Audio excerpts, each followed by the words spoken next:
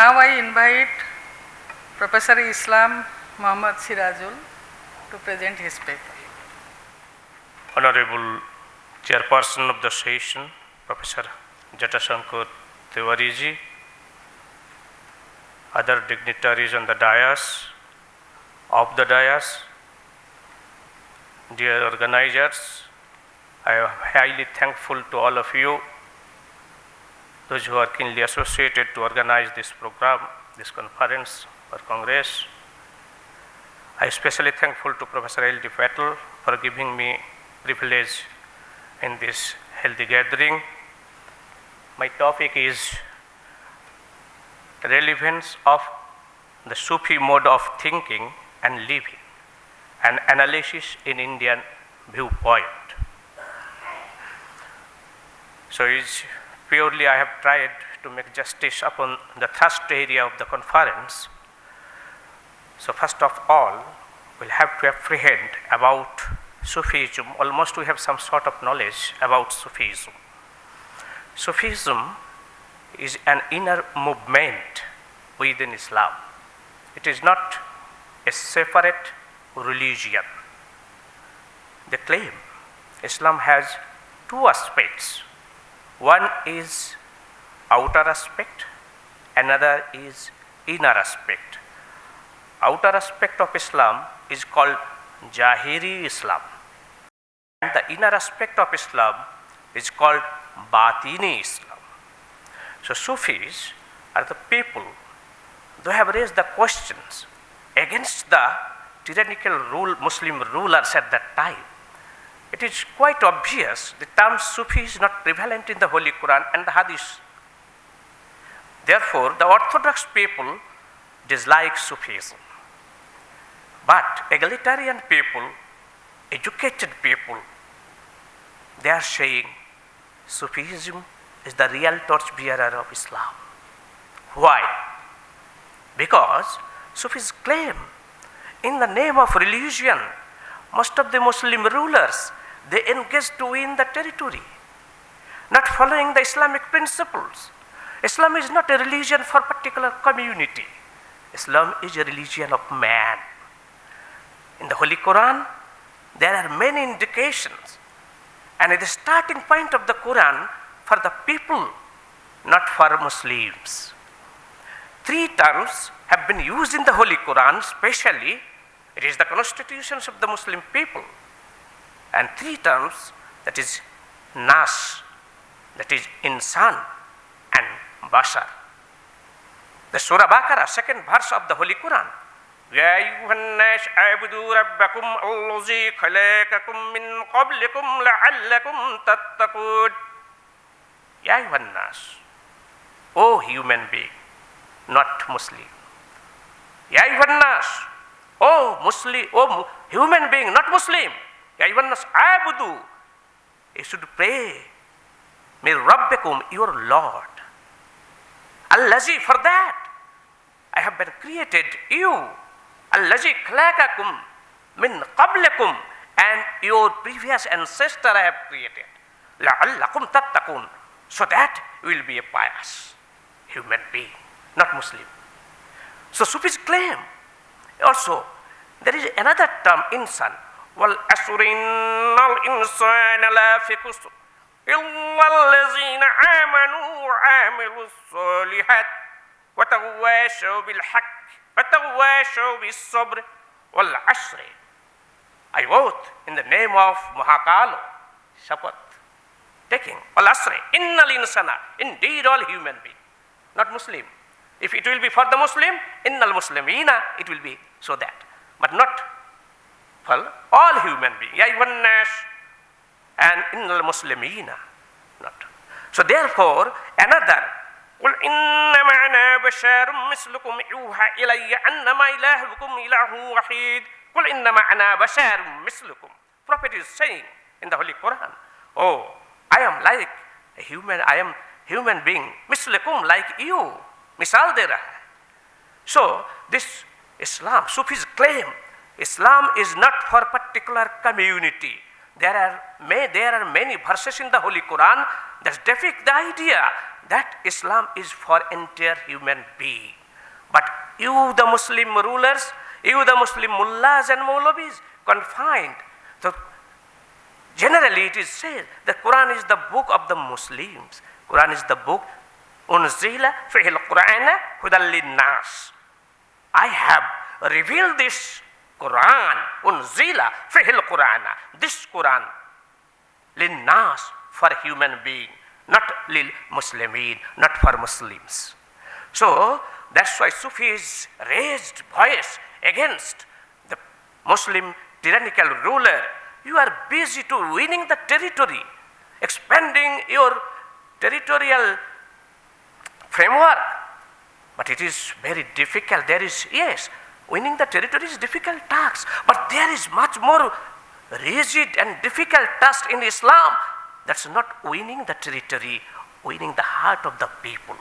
Therefore, Sufis are the men of heart, not winning the territory. They are given emphasis on winning the heart of the people, irrespective of caste, creed, and religion.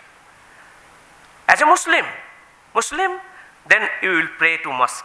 As a Christian, you will pray to church. As a Hindu, you can pray to temple. But as a Sufi, there is no boundary. As a Muslim, as a Christian, as a Hindu, as a downtrodden people, each and everybody door is open for all. So Sufi are the real torchbearer of Islam. Therefore, Sufi has given a reply. If it is not in the Holy Quran and not in the Hadith, why will follow it? Rigid Muslim people, they are saying, raise question again. There are, though the term Sufi is not in the Holy Quran, there are many synonymous terms. Oli or awliya, mendicants, friends of God or Allah, fakir, fakirun, there is in the Holy Quran, al-faqru fakri wa naftakiru bihi in the Hadith. And karibun, proximity or nearness to God. وَنَحْنُ أَقْرَبَ إِلَيْهِ مِنْ حَبْلِ الْوَرِيدِ. God is saying, I am near to you than your jugular vein. Sabirin, inna al-hama sabirin. Indeed, I am with the patient human being. So these notions implicitly, that is the mystical notion of Islam, it needs very many times. That's why I'm a little skipping it.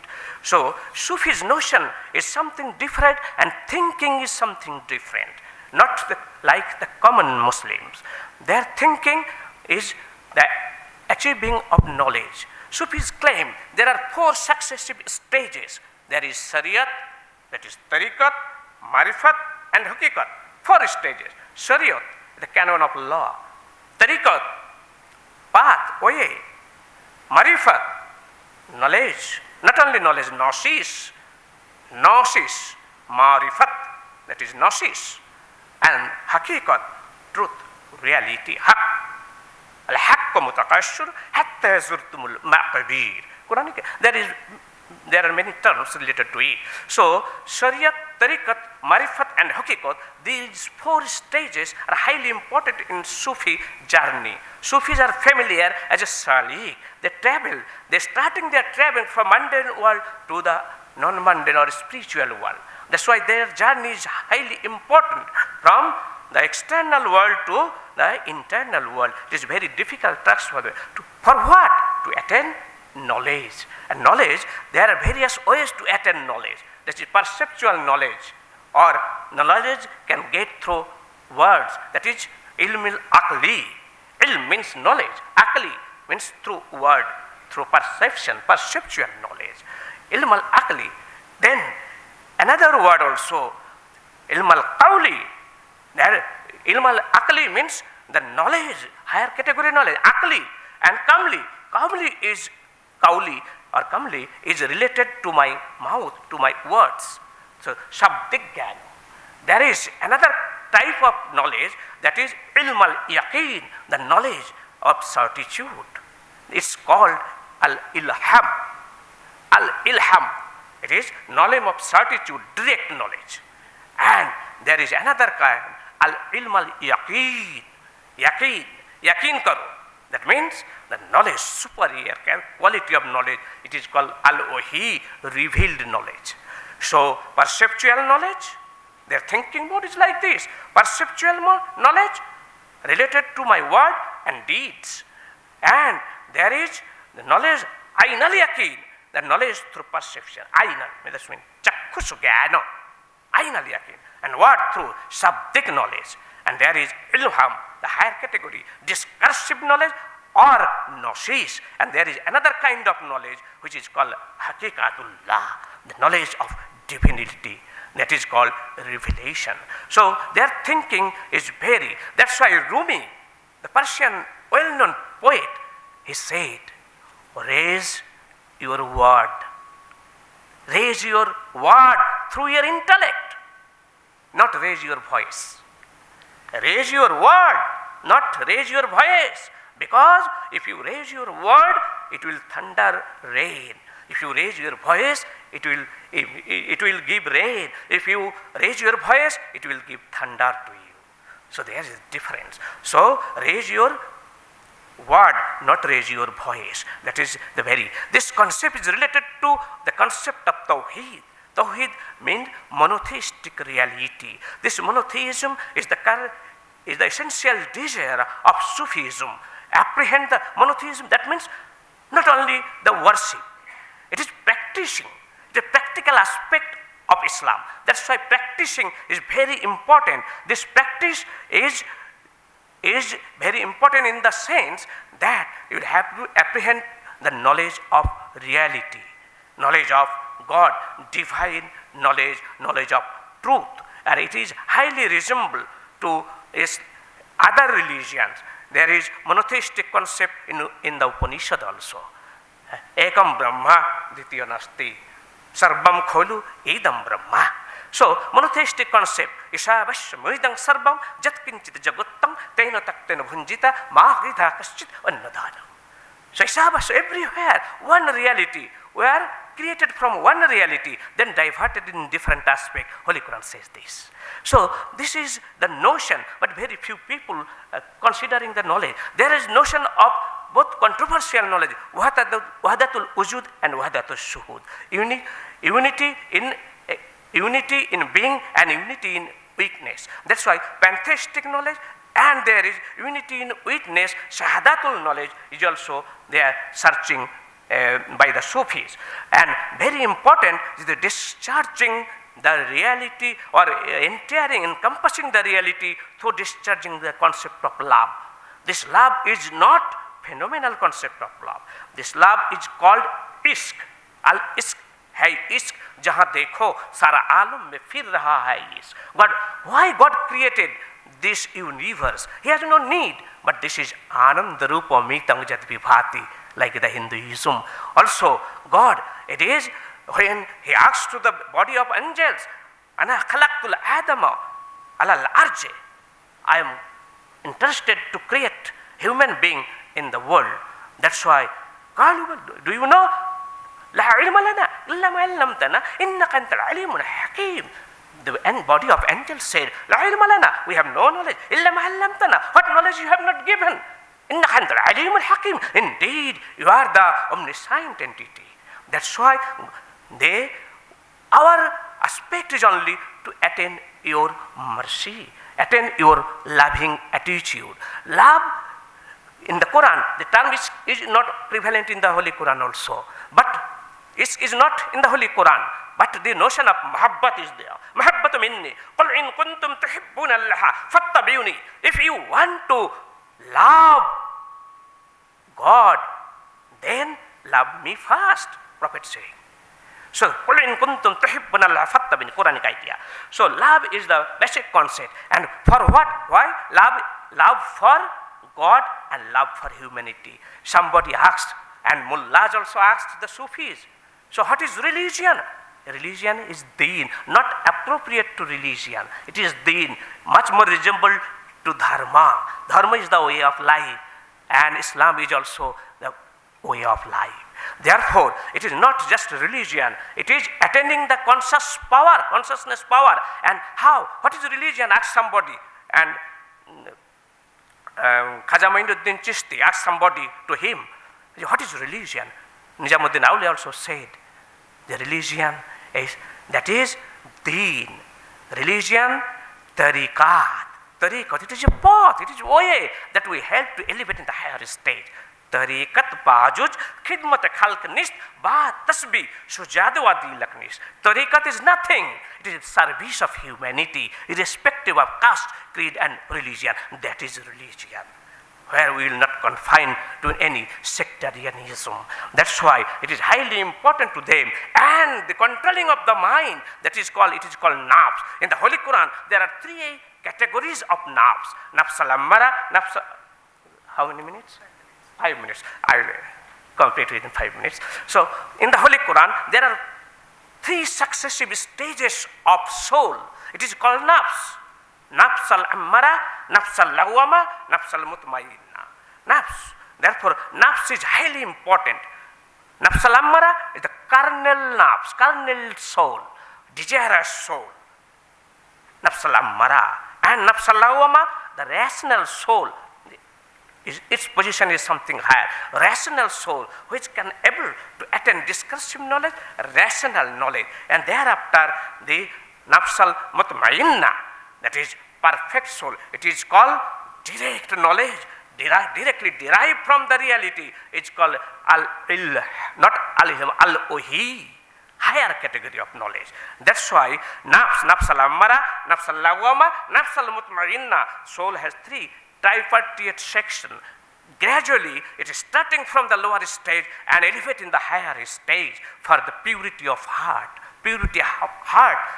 Purity of heart does not only mean the purity of my heart. Purity of heart means your activities, your behavior, your character, your deeds, your thinking must be pure. That's why Sufis are much more disciplined and much more ethical practitioner, so that I can pure, and at the same time I will discharge love to pure you, not only confined to for my emancipation. At the same time, I will help to attain the emancipation to all human beings. So, as a Hindu, as a Muslim, that's why they are saying, "Harkera yar nist, aijadura yar bud." Those who have no friendship, God will be the friend of thee. That's why nist Hindu arche ke dindar chuma hast bashi jai bakarar chuma.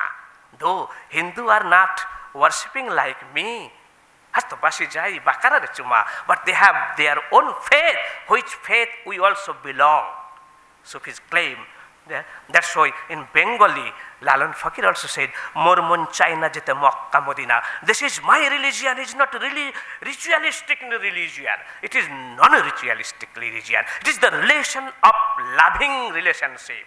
In Orthodox Islam, the relation between man and God is like Banda and Lord, Lord and servant. But in Sufism, the relationship is just like lover and beloved. When relationship between the Lord and servant, there is the gap, higher and lower category.